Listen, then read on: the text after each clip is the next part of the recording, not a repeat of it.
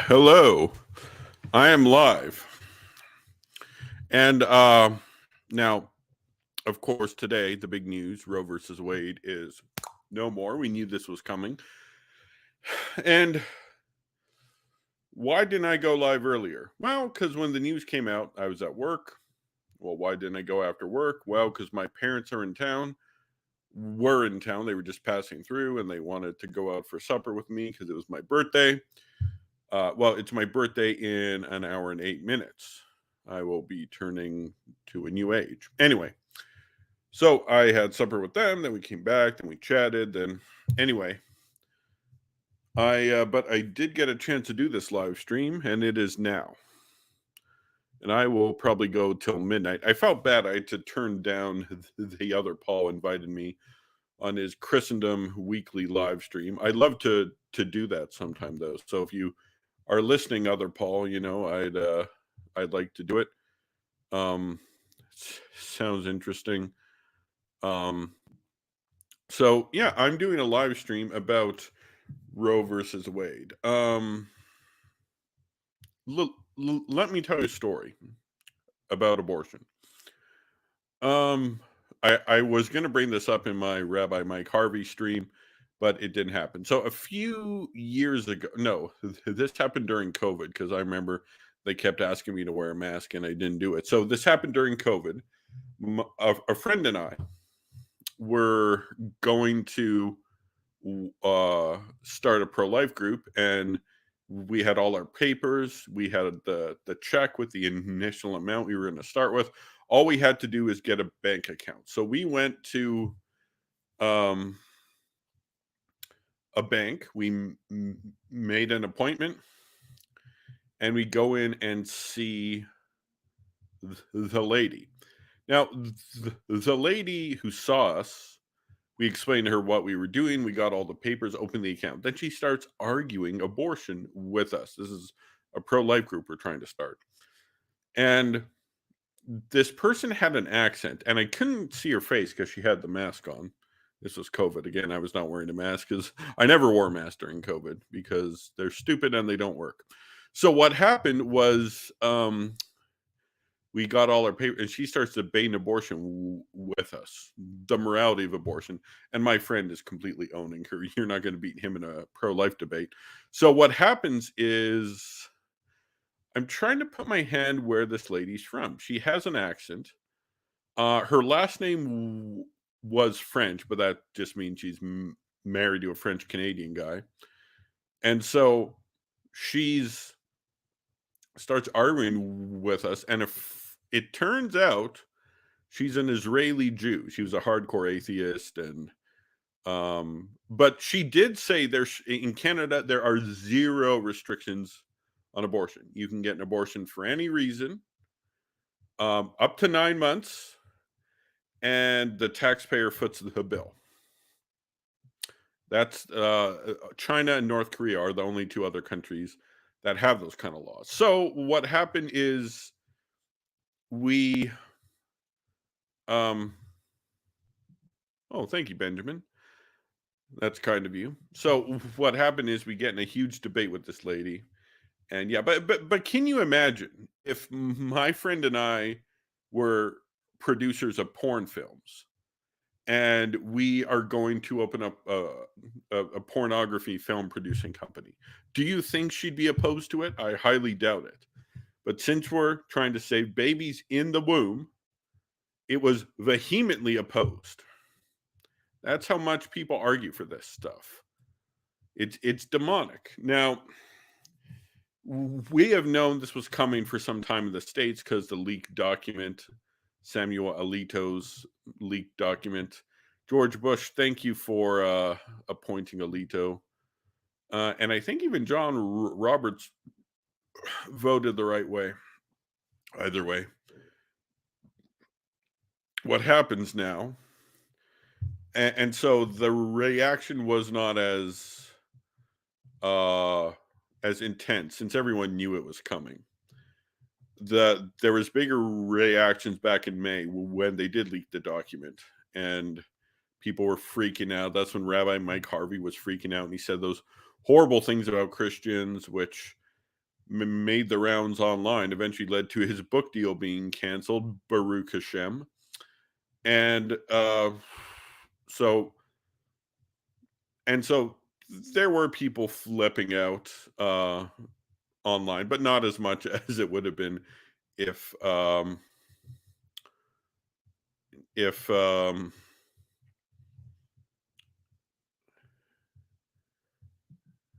gently down the stream, pun intended, abortion's going down the stream. Bam!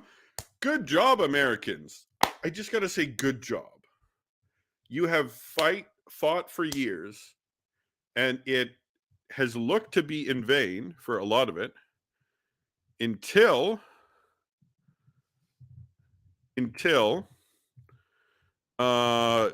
lately. And God bless Donald Trump for appointing his justices. God bless George Bush, who gave us I think Roberts voted the right way, but no matter what, Alito voted the right way. Total boss, Alito. And of course, Joe Biden. Was being the son of the devil he is, supposed Catholic. Let me see something right here. America Magazine. Now, the Catholic reactions, apart from a few wacko leftists, were all positive or consciously positive. And then you had a reaction by the Jesuits. Now, the Jesuits are officially on paper, perhaps in practice, some of them, but at least on paper, they are pro-life. And what we're going to do here is we're going to look at, okay, this is, I'm just going to add this to the stream.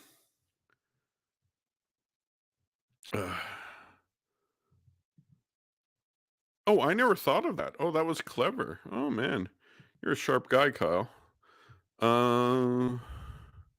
Add to stream. Share screen.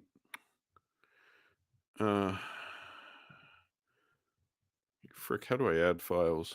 Share screen. Okay, Chrome tab. Okay. All right.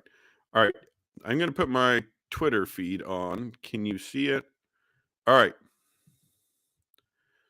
So here is, I'm going to zoom. All right. So here is the Jesuit news. Now, on paper, the Jesuits are pro-life, and probably some of them are. God bless them. Let me just do that.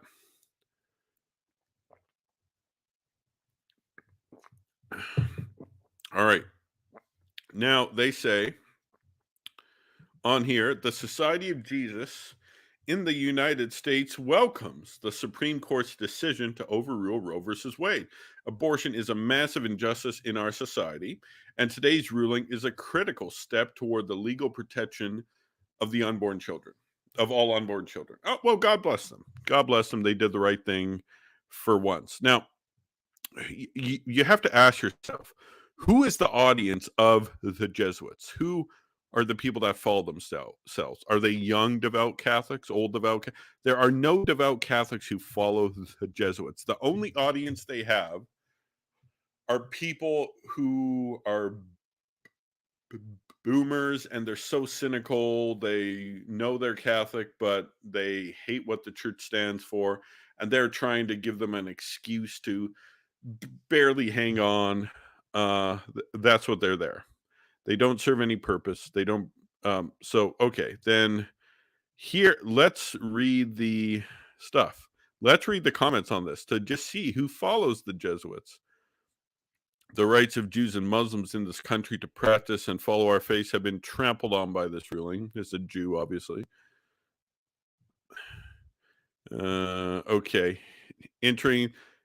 The Catholic Church only started protesting against abortion in the 1860s, right after the. Well, no, that's not true. In the early 2nd century, the Didache condemned abortion, but they don't care about that.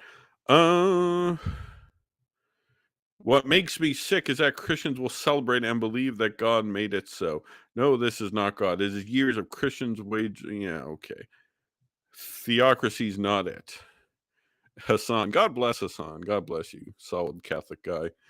Women will die as a direct result of this decision. This is not pro life. No, women will live. Babies will live in the womb. This is amazing. And this guy, David, thank you. Literally, no one will die, but people will die as a direct. Yeah, that's true. Maybe Catholics shouldn't run SCOTUS, is all I'm saying. No, Catholics running SCOTUS is pretty good. How about protecting women from abusive men? Well, there's laws in place for that.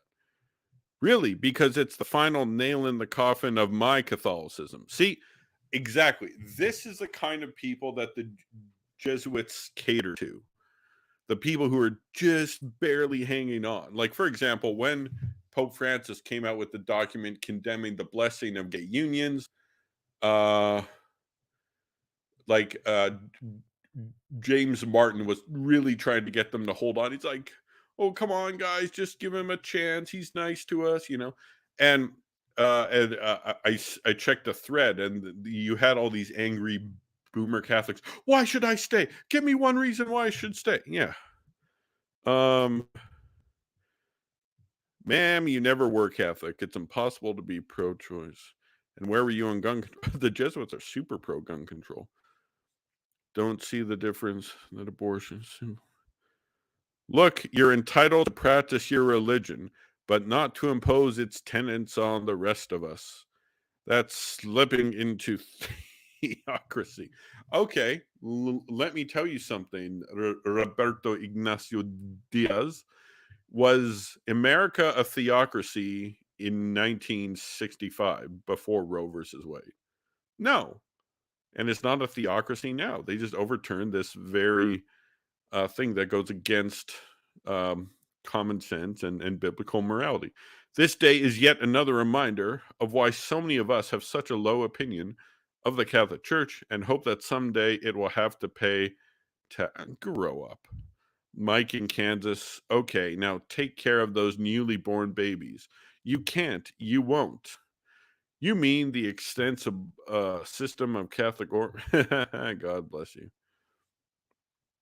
Uh, have you ever been to one? Many kids have, well, kids die in orphanages. Oh, there's even a mass grave. There's no mass grave, so check again. Oh, the residential schools. The residential schools are just this gravy train propaganda. Basically, they're saying it's a cultural genocide. If the word genocide is used, it's fake. That's a fake word. It's a Cold War propaganda term invented by Raphael Lemkin. It's dishonest. If the word genocide is used, you know there's a gravy train, or at least people trying to become a gravy train. Um, as you doing to use the church funds to care for the millions of unwanted babies that result from this decision because the neoliberal state won't. And someone said, thank you. More people will die because of this. No, more people will live because of this. That's just a talking point with no foundation in reality or common sense. It's fine for a catechism, voluntary observance backed by criminal law, and nullifies a woman's moral agency, her sacred moral conscience, and reduces her dignity to the level of livestock. No, it's actually the exact opposite.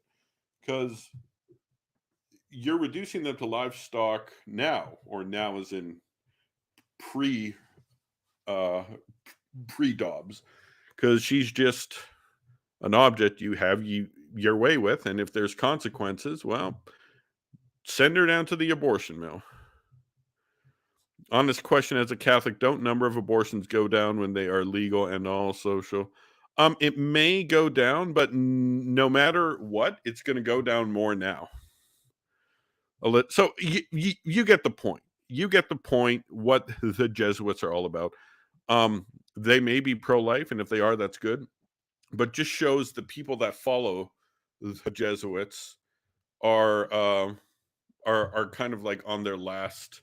They're barely hanging on. They're not going to church. They don't cater to practicing Catholics as the Jesuits. They cater to Catholics who are confused and in spiritual trauma because they're rank liberals. Um, that's what they're up to now. What was I going to say? Now, a lot of people will say, well, if you're in a state that bans abortion, you can just fly or drive or train it to another state that's that has abortion. I don't think that'll work. See, because for one, a lot of states that are going to be pro-life are going to be in a cluster, and these states are in a cluster, meaning that you have to. Oh, the Stanley Cup is over. Colorado won. Colorado won. Okay. No, I don't believe. Oh man. Um, this is a sensitive topic, but I don't believe the word genocide should be used. It's a propaganda term. I'll just leave it at that. Okay. Now, well, where were we? Okay. So like they're going to be in clusters, and unless you're on the border of that cluster, it's going to be a long travel. And also, let's say abortion gets banned in 50% of the states that control 50% of the population. It's still going to be legal in the other 50%. But keep in mind, those 50% of states where it's allowed, their abortion infrastructure is only designed to take care of the abortions in their area. Like if you live in New York, I imagine it'll stay legal there. They got abortion facilities, but those are only used to those facilities are only designed to handle the capacity of the abortions of New York, not the abortions of New York and all the other pro-choice states or pro-life states nearby where they have to come. So they don't have the capacity. So in other words, the amount of clinics is going down. Since the amount of clinics is going down, um, there is less facilities, but the population is the same. The population is 300, 350. I don't know the exact population. It was always 300 growing up. It's obviously more now. 350. So, yeah, 300. Let's stay at 300. That's a nice round number. If it's banned in states with half the population, so 150 million Americans live in states where abortion is illegal, they will if they want to get an abortion, they'll have to go to the pro-choice states. Now those pro-choice states only have the facilities to take care of their own abortions. If you increase the capacity that much, it's overflow. It's a supply and demand problem. Oh, I thought Avalanche won. I thought, oh no, it's going to game 6. Oh, is it tomorrow? Because game 5 was today. Okay, I'm going to track my point again. You're essentially going to have enough abortion infrastructure for half the country, because all the Planned Parenthood clinics in Texas, in Kentucky, all those states are all going to shut down because they can't make any money now because there's no abortions. It's mostly Protestant states that will ban it. It's embarrassing. I wonder. I think every state is majority Protestant except Rhode Island. Anyway, uh, so yeah, sorry. So Colorado didn't win. They are going to another game. That was my false advertising. I hope the Avalanche win too. All right, so back to the abortion. So in the pro-life states, all of their abortion clinics will be shut down. So think in a few months' time, so many states will have banned it. Um, but the amount of um, but there's going to be a large amount of states that do have abortions, and they'll only have the facilities to cover the ones in their state. They can't do twice as many abortions with people overflowing, the abortion refugees or whatever you want to call them. Uh, so okay. So yeah, so there's going to be a shortage of abortion facilities. And these abortion places like Planned Parenthood aren't going to open up new facilities unless they know they can get steady users, and that's uncertain if you're going to have to rely on foreign, like foreign to the state people to get abortion. So this is a lot better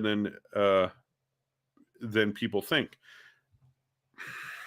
No, the Mennonist is Catholic in Northeast and lots of parts of the West. The Prots in these areas are weak, and those areas are still imprinted with Catholic political. Okay. Now, Joe Biden, in his speech he gave today, where he talked about how bad it is, and he brought up rapists. Oh, a woman will have to carry her rapist baby. Of course, when people use this argument, that they're arguing for every single abortion. What happens with all the pregnancies based on consensual sex? Well, to Joe Biden, that son of the devil, it's no different to him. It is no different to him because he believes that a person who has consensual sex and gets pregnant and doesn't want the pregnancy has the right to abort it, just as the rapist. But he has to bring up the rapist. Yeah,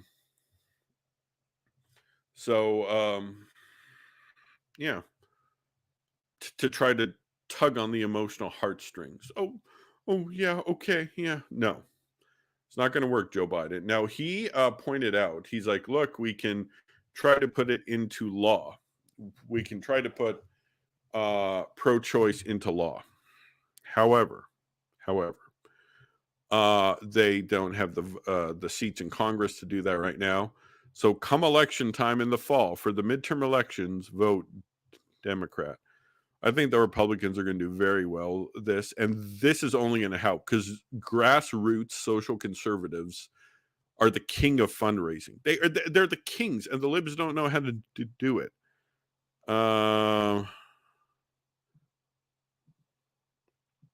Proof that Joe Biden is base. Hey, Father James, do you want to come on now and talk about this? I'm going to go for another 45 minutes. And so, yeah, if you want to come on, I'd love to get an opinion of someone in the States. Of course, I don't want to say where you live, but in your state, it's almost certain going to remain fully legal and fully accessible. So yeah, Father James, if you want to come on, I will send you the link. Sure, we can talk for a bit. Oh, sweet.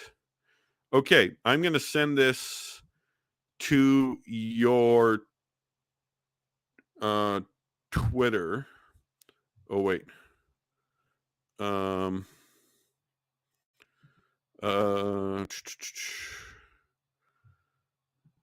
going to send it to the Twitter DMs. All right. Okay, I've sent it. Ugh. And yeah, so because in 45 minutes I gotta go because it's midnight, and that's my birthday. It's my birthday in 45 minutes, and yeah, so yeah, no, it's certainly a good day, unless you're pro-choice.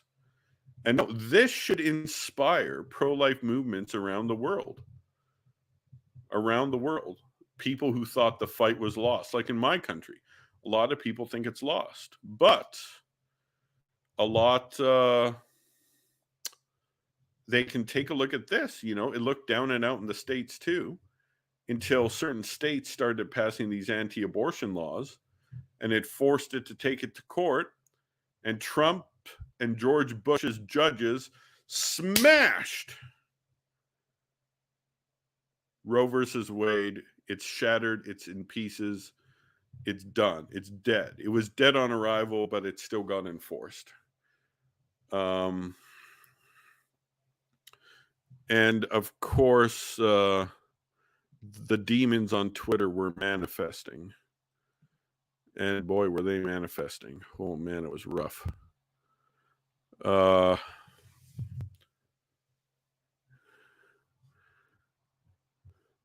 How woke did the NHL get during the? Pretty woke. Well. Don Cherry got fired before the George Floyd stuff because he said, "You people, you people, you people," and he's like, "Oh, he's referring to immigrants. He's racist. Blah blah blah blah blah." He said, "You people." Uh, of course, Ron McLean, who was right next to him, smiled and nodded, and he didn't get fired.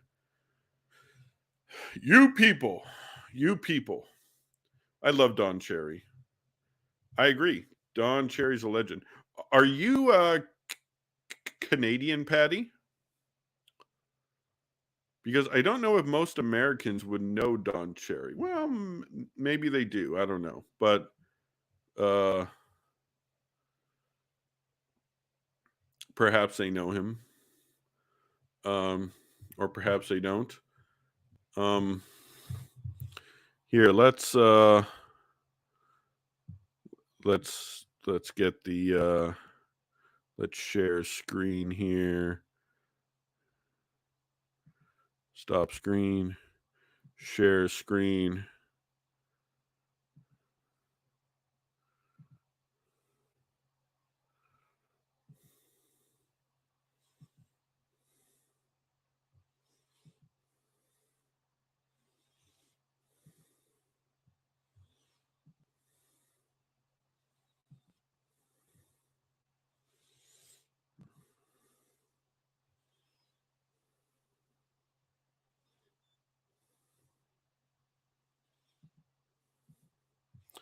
All right, let's see what old Sleepy Joe says. Bad day for the court and for the country.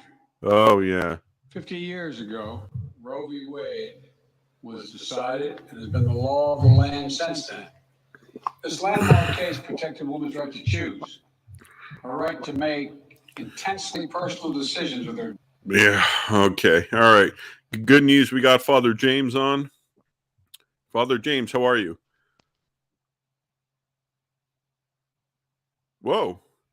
When he said we could talk for a bit, he wasn't joking. I'm sure he'll be back. All right, let's get back to Doctor, free from the interference of politics. all right. Add to stream. Hello. Hey, hopefully there's not an echo. I misplaced my headphones and I don't know where they're at. Oh no, there's no echo. Wonderful. Yeah, so I'm so how's the feeling amongst Christians and pro-lifers in the States right now? Of course, I'm north of the border where our abortion laws are it's for all 9 months it's legal for any reason at all, and the taxpayer foots the bill. That's Canada's situation. It's horrible. Yeah. We are excited. My joy is limited because I live in California, which there are multiple Planned Parenthoods just in this area. And we actually passed by one today, and we started sort of cheering and jeering at it while we were on our way to the mall. But yeah, no, it's been a wonderful day. This is something. So one of my earliest memories, I was about, well, not earliest, but one of my very early memories was I was about 5 years old, and we were in DC. We had just moved to DC, and we were doing. Actually, it might have been 6 years old then, but we just moved to DC, and we were doing a pro-life rally in DC, and I just remember one memory I had is that I was holding up a sign that said "Abortion kills children," and some guy gave me the finger, and here I am, a 5 or 6 year old kid, just like I didn't even know what that meant. But I'm like, looking back at that, I'm like, you're really gonna give a 5 or 6 year old kid the finger for holding that, really? But yeah, wow. No, we've been. Well, that's how pro-choice people are. There's nothing sacred to them. I mean, the human life isn't sacred. A 5 or 6 year old's kid's feelings aren't going to be sacred either. Um, Well, to be fair, he wasn't doing just to me. It was sort of just to us, but it was like I was right there um, when he did it. I guess I got the brunt of the blast of the finger, but no, this has been something we've been fighting. Like for those who are outside of the U.S., it seems probably a little bit different. Uh, it's unlike Canada, where Canada made it into law. In the United States, it was sort of forced upon us by the Supreme Court in the 70s. Prior to that, very few states had certainly had very few had like expansive laws uh, like today. Most of them were opposed to abortion utterly. Then it was forced, and we've been fighting this for almost 50 years. Next year will be the 50th year. Yeah, wow. yeah. And it took a long time, like two complete generations of over 60 million fetuses aborted, um, and for no good reason. Now, some reasons on paper are more appealing, but no abortion is justified, not one. Uh, are you involved in the pro life movement yourself? I know you're pro life for sure, but are you involved at all? Yes, my work has not helped me be able to because I'm primarily a teacher, so that's been more of my stuff at this point. But so recently, I've not been able to do as much as I would like to. But I have done various pro-life work before, whether it's pregnancy centers or rallying or things like that. Yes. Or going to the march in DC when you're 6 Yeah. years old? Well, I'm including that in the rallying part, but yeah, yeah. Oh, okay. We would when I lived outside of DC, we would go every year to the March for Life. That was very fond memories I have there. Okay. Yeah. And now, of course, with this, it's not the end of abortion. Like you say, you're in California. So, California, New York, and various other states that are solid blue will be unaffected by this. Yeah. Um, So let me clarify. You may have done it already in the stream, but I'll do it if that's all right. yep. Uh, the Roe versus Wade, what it did was it made it to where you cannot have laws against abortion to the first trimester or second trimester. I don't remember. I think first trimester. Um, so a local state, could not make abortion legal. They had to allow for it. Now, with Roe versus Wade, the Supreme Court decision being overturned by Dodd here, what happens is it goes back to the states where Tennessee can outlaw abortion, and California will just do whatever it wants to do. But that's, I mean, while this is better than what it was before, it's the fight is from over. We have to get rid of abortion wherever and whenever we can. So our job right now is to provide positive alternatives. Crisis pregnancy centers are an essential thing, especially when you're able to give ultrasounds and things like that for the crisis pregnancy centers. Uh, those have been shown to work immensely in helping with the mother see the child through the ultrasound, to be able to actually recognize, oh, that is an actual living being inside of me. So we have to be continuing to adopt. We have to continue promoting crisis pregnancy centers. We have to continue preaching and teaching why we believe what we believe. This is not some sort of women's rights thing. This is the right to life, not a woman's rights issue. But yeah. Yeah, no, that's true. And like all the females who are pregnant and are thinking of abortion, or who made the decision, who were pregnant and like thought about abortion but made the decision to go ahead, like those are the people we need to be close to, befriend, invite them to church, show them that they're loved and they made the right decision, and that they'll have a Mhm. solid community to raise them with. Obviously, they're the mom, so they have to do the primary stuff, but there are support systems. And yeah, like in Canada, like that's kind of all we can do really, because Like I said, all 9 months for any reason, funded by the taxpayers. It's the worst arrangement you can get, really. But no, and so, but there are ways to reduce abortion even still. Now, um, J- Joe Biden said in his speech, I don't know. Do you get a chance to listen to Joe Biden's speech? I did. Yes. Yeah.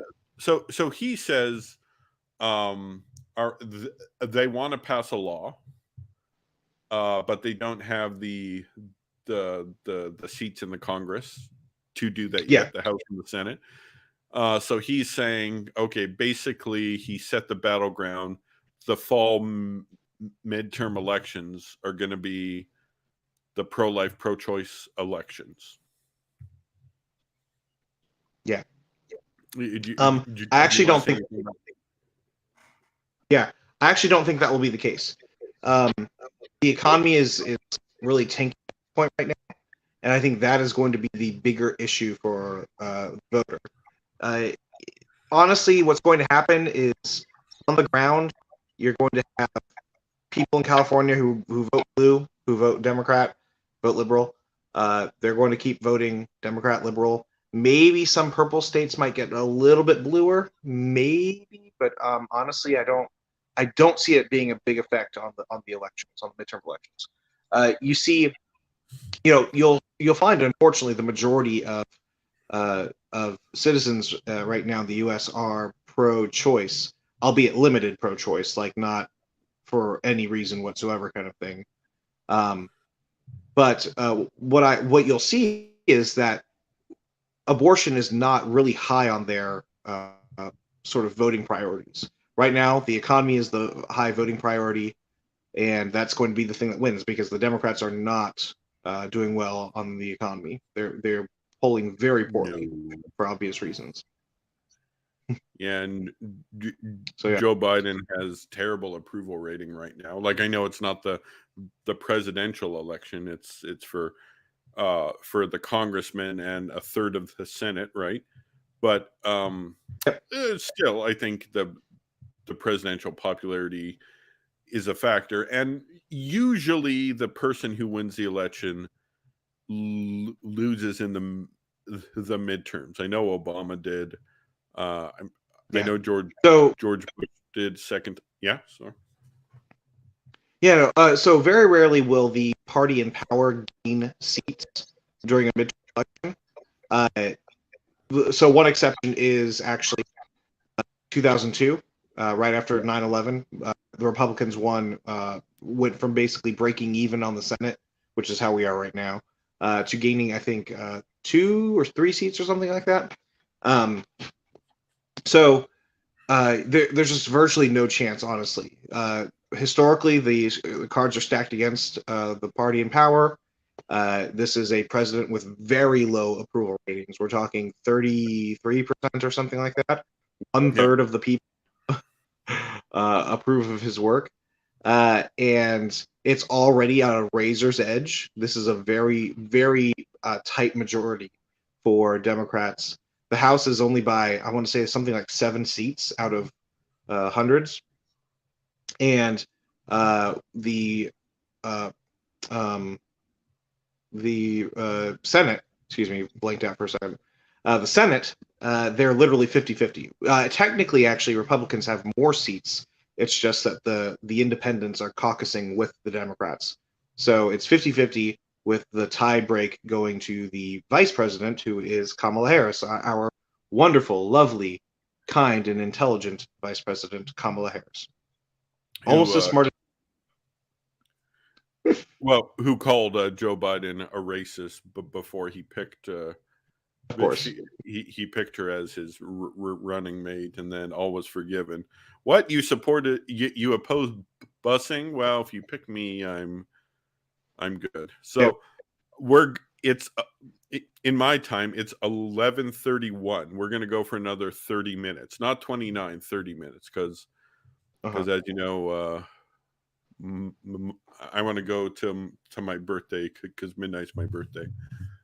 Happy So birthday! thank Soon. you. Well, in the Soon. East, it's happy birthday. Yeah, like I was chatting on Facebook with the other Paul yesterday.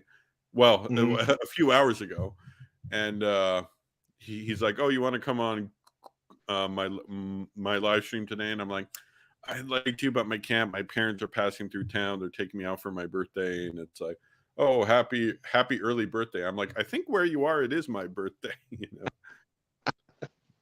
Nice, yeah.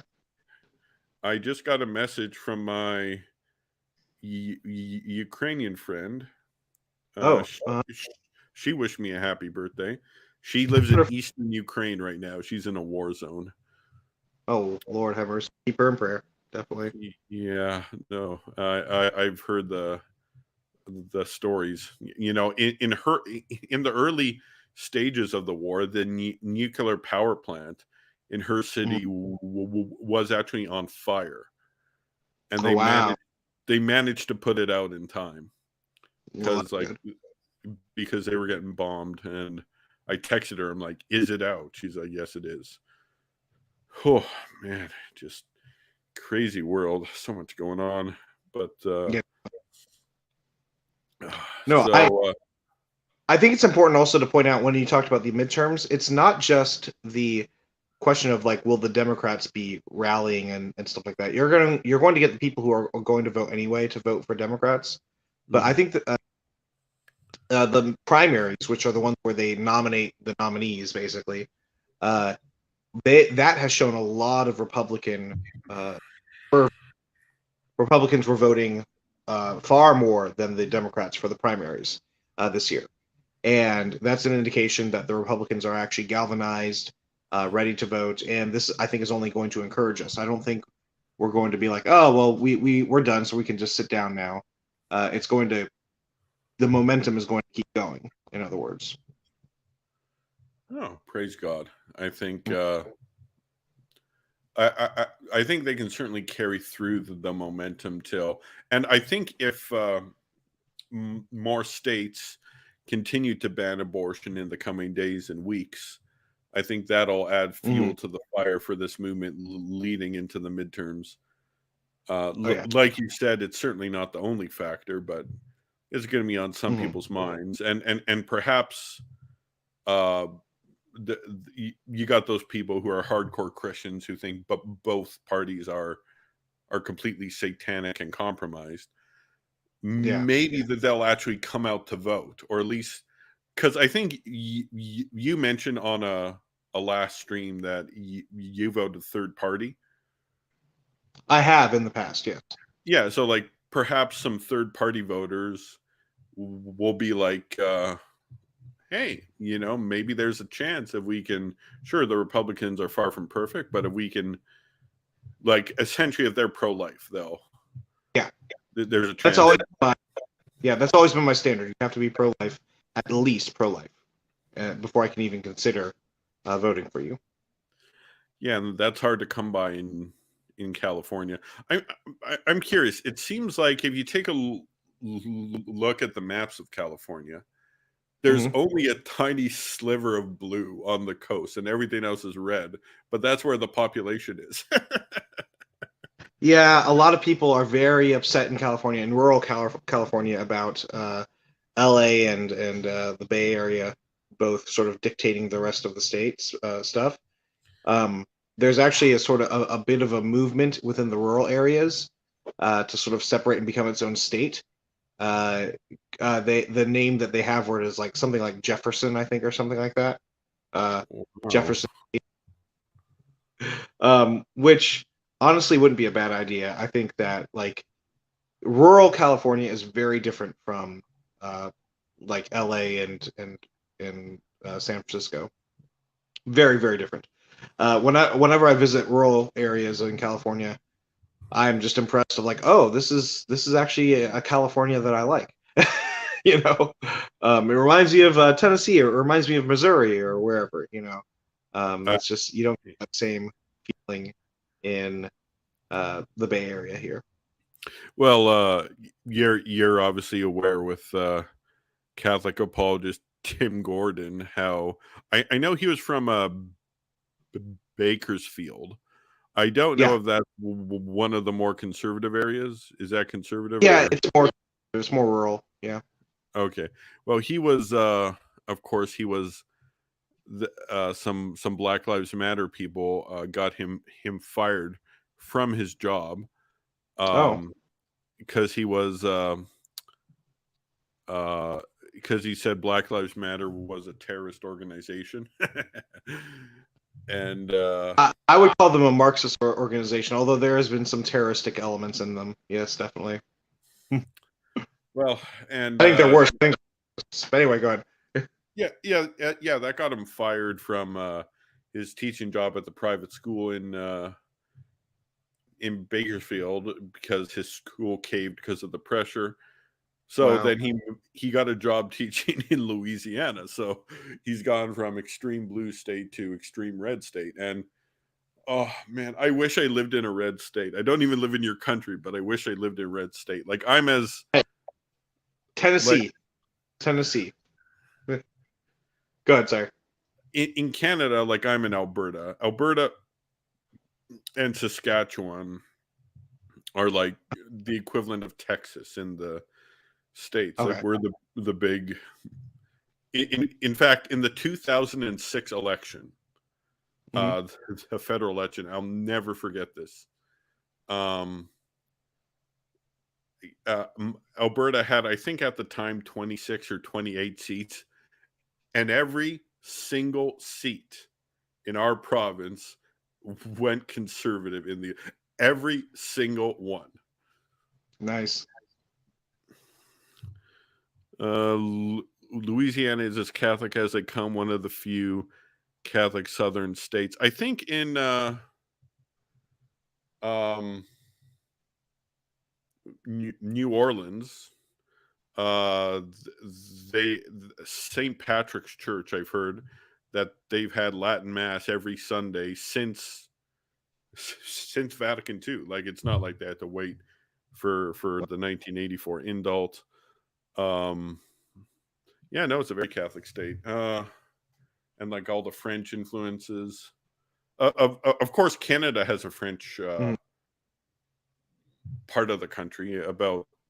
Probably about 40% of Canadians are francophones, speak French as a first language. I speak both English and French. I grew up speaking French.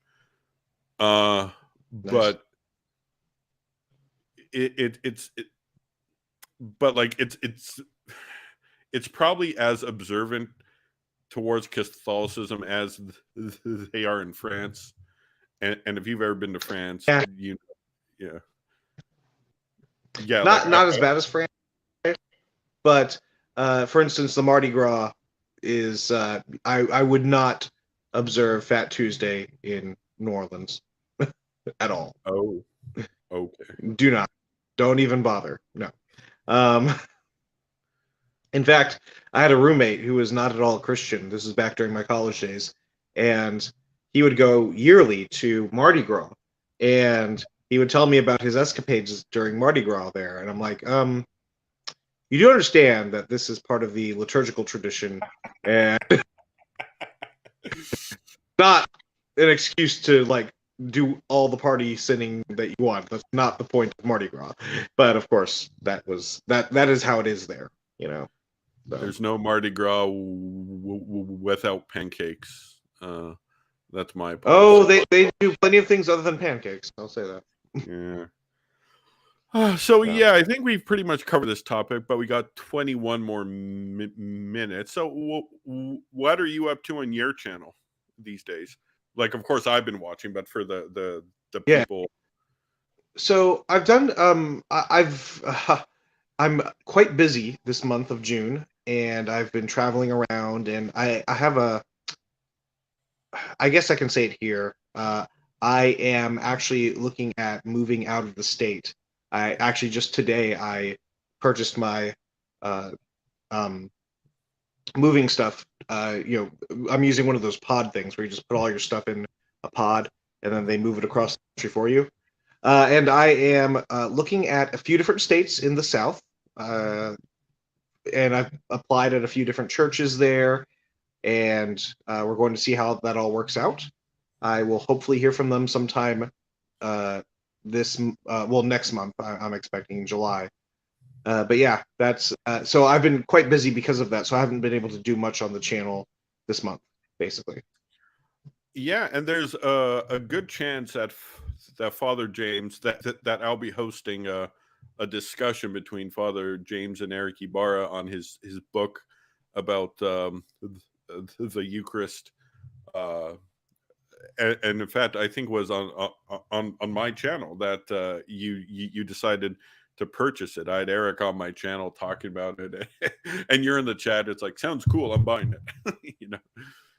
I can give a little preliminary, my preliminary thoughts on it. There, I mean, I did a video as well, but I do want to hear what your thoughts are. Have you read it or no? No, I haven't, because I made a policy. I'm not going to purchase new books this year, and I'm not going to lie, I haven't fully kept that. I had kept it at the time we did the live stream.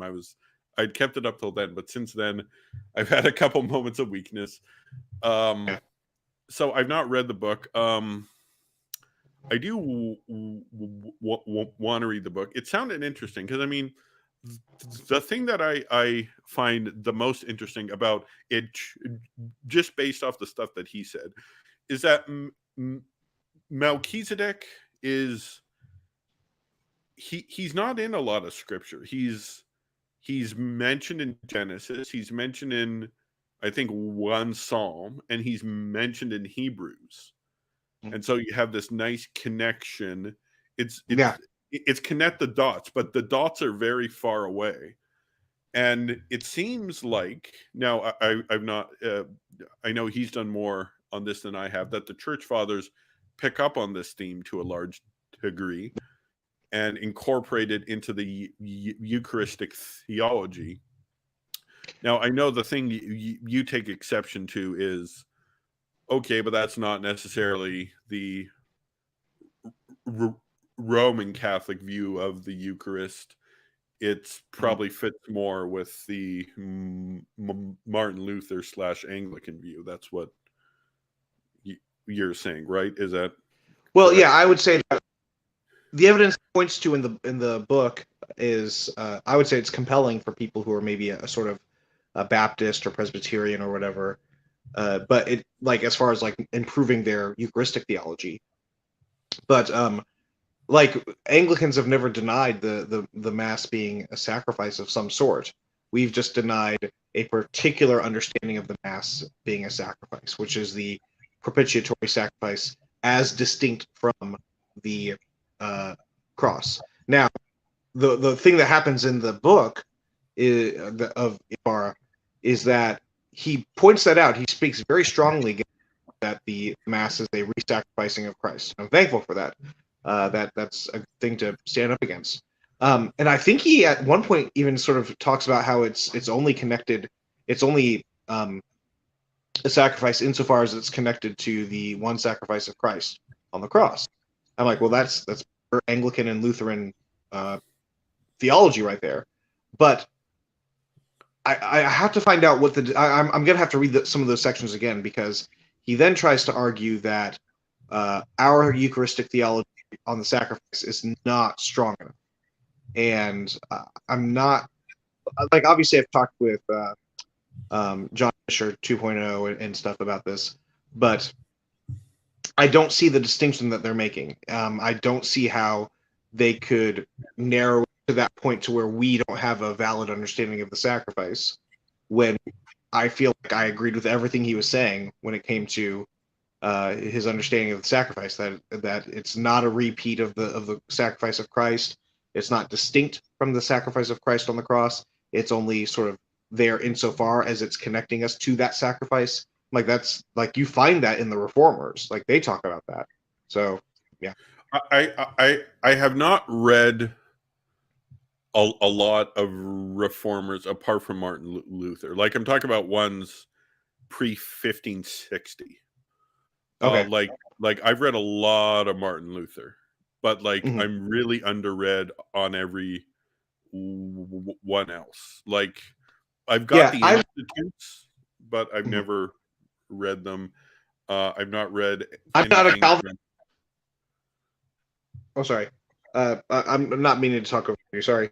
But Well, I'm not a Calvinist, but I actually do recommend reading the. There's a lot of good in there. well, you had said once, I don't think it was talking with me, but I saw you. It could have possibly been your discussion that you had with Trent Horn, but you said that John Calvin is a lot better than what the Calvinists today are promoting. Yes, definitely. Okay. Like he's a lot stronger sacramental theology. He's a lot better on his soteriology. His ecclesiology is even better.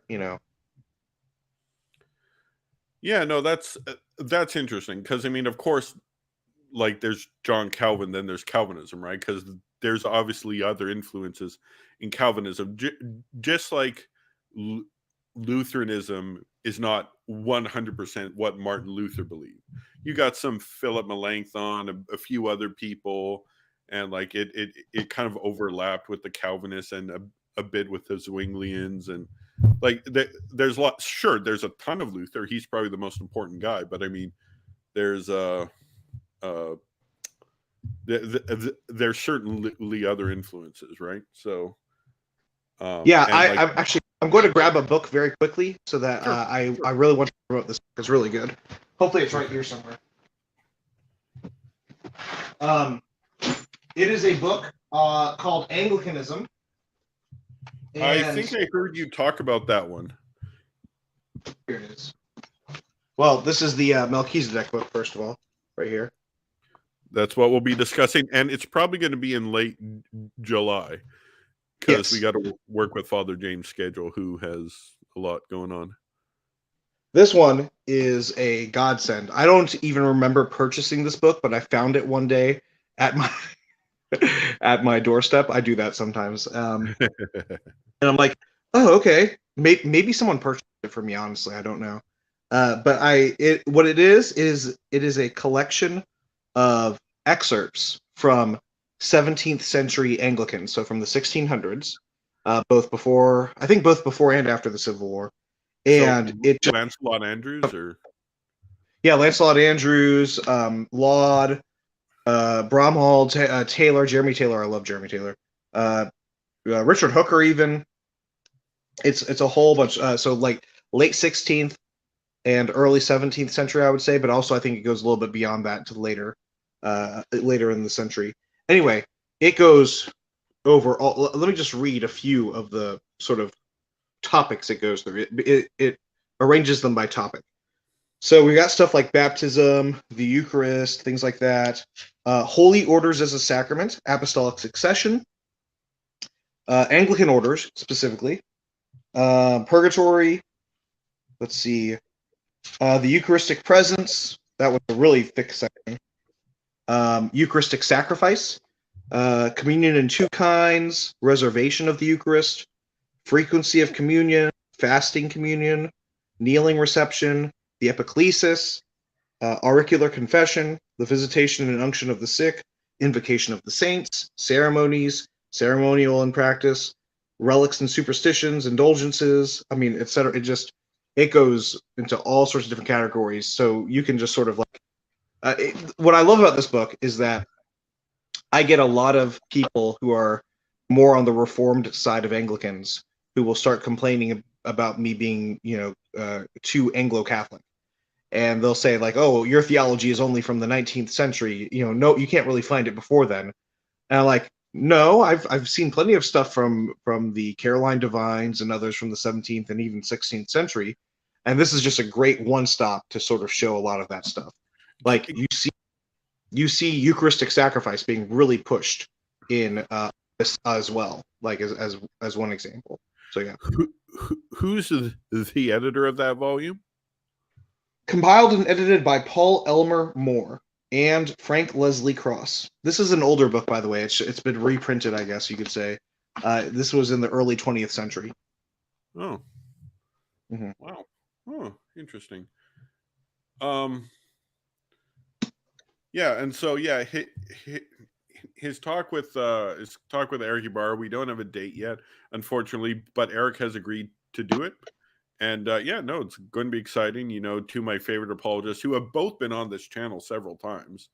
So, but Forward not to at it. the, yeah, no, I'm looking forward to this too. And yeah, like I have to moderate. I probably should try to read the book prior to that if I want to. But again, I don't want to be part of the discussion. I just want to keep it flowing.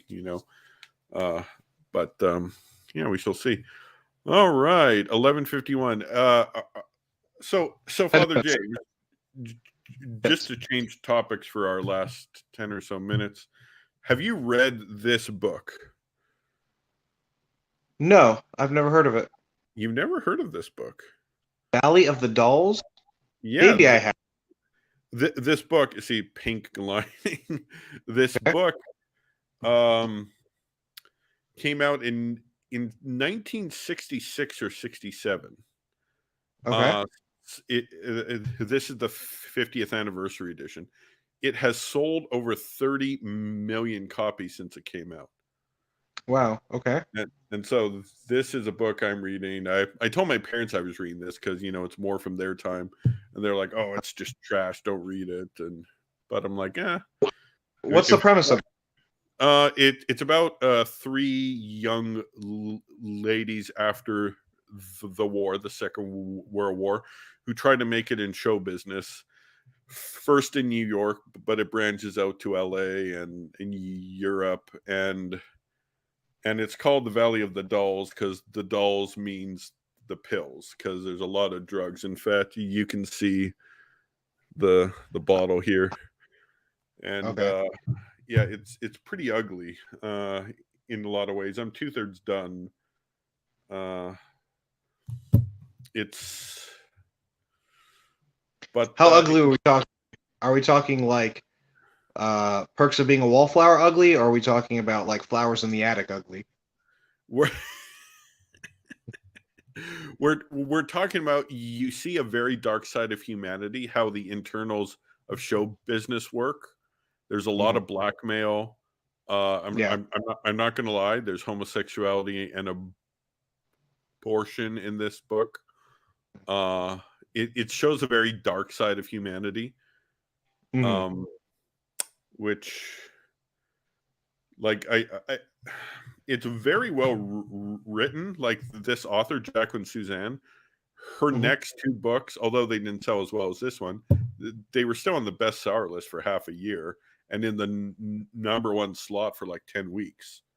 And then she died in about 1974, uh, about 8 years after this was published. Um, so yeah, that's some fiction I'm reading now. Are you read any fiction? I know you read fiction. I do read fiction. I'm in between books right now. Uh, Let me think. What's the last one I've been reading? So I read through the whole Wing Feather Saga series. That was a great series. Um, Mostly I've been reading classical theism stuff. I picked up again. I didn't get to finish this. I've not actually gone through the space trilogy, and I finished the first book, and I'd started the second one. Um, Voyage to Venus, are also called Paralandra, but this one's Paralandra is the newer name, I guess you could say. Um, and like so I've picked that one up again, but not finished it yet. It's good. It's just I've been focused more on reading theology right now. Huh. Yeah. Okay. One of the Yeah. things one of the things I've been doing is setting up Sunday or making Sunday school curriculum for any sort of place that I'm going to. One of the churches I preached at, I did a classic theism class, and it confused quite a few of the members of the church. So I don't know how well that did on my interview, but you know, so That sounds like something that the militant Thomas would be big into, but like for like a lot of us, that's like kind of eyes glazed over. It's like, whoa. No, I've fallen in love with classic theism more and more the more I study it. It's helped me recognize just how great God is. I think it's an important thing that we need to recover, especially within the Protestant realm. I mean, I come across so many, these are more like the Reformed Baptist types and the sort of neo-Reformed who are anti-Thomistic or anti-Thomists, and it's really sad. It just like Well, the Reformers themselves were Thomists, like to a man. They were like maybe Calvin had some disagreements with Thomas Aquinas. I mean, if you're a Protestant, you have to have some disagreements with Thomas Aquinas, not many of them. But like the idea of just rejecting him entirely is just silly.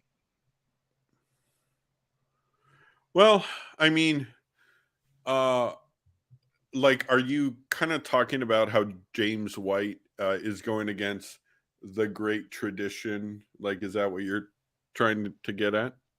Yeah, I mean, yeah, James White's opposition to Thomism is sad. Honestly, it's sort of like it's really interesting because you come across those sorts of people, and the way that they define Protestantism is uh, basically anything that I agree with. Like we'll start with that, and that's true Protestantism.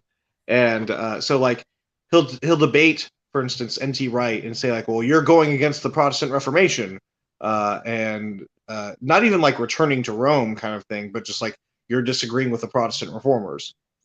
And I'm thinking, dude, you're a Baptist and you hate Thomas. I don't know how to make this any clearer. You're not a Protestant. Yeah, like I think his name should be barely Protestant, because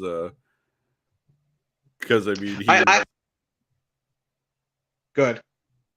well, I mean his tradition, like his confession he follows, comes from 1689. That's almost 2 centuries after Martin Yep. Luther.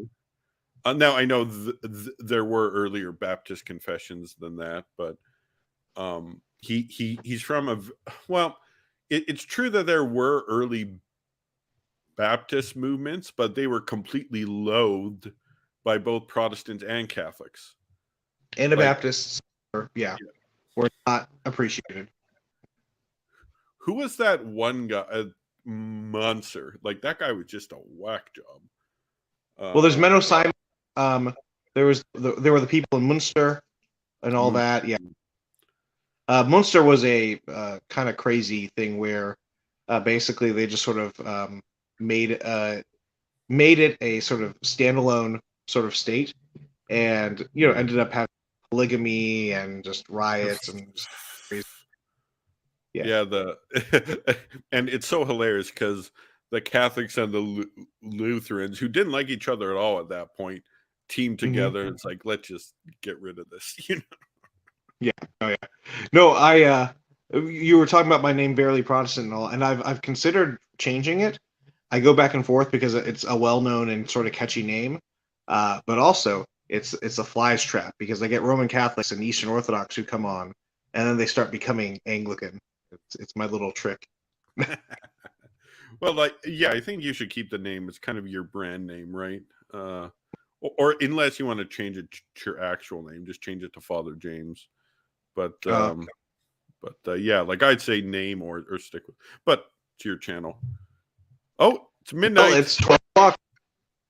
All right, we need to sing happy birthday. Everyone, sing happy birthday. Do you want to say how old you're turning? 36. Oh, nice. Okay, so you're half a year older than me. All right. Happy birthday to you. Happy birthday to you. Happy birthday, Alan Rule. Happy birthday to you. There you Thank go. you, Father James. Thank you. And Good. before we kill the stream, in Russian, there's a song that they sing for birthdays. Let me just put this baby up on the stream. This is Chebrashka. Let me just.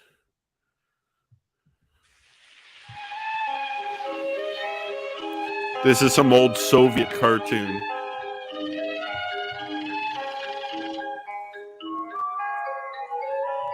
Aw.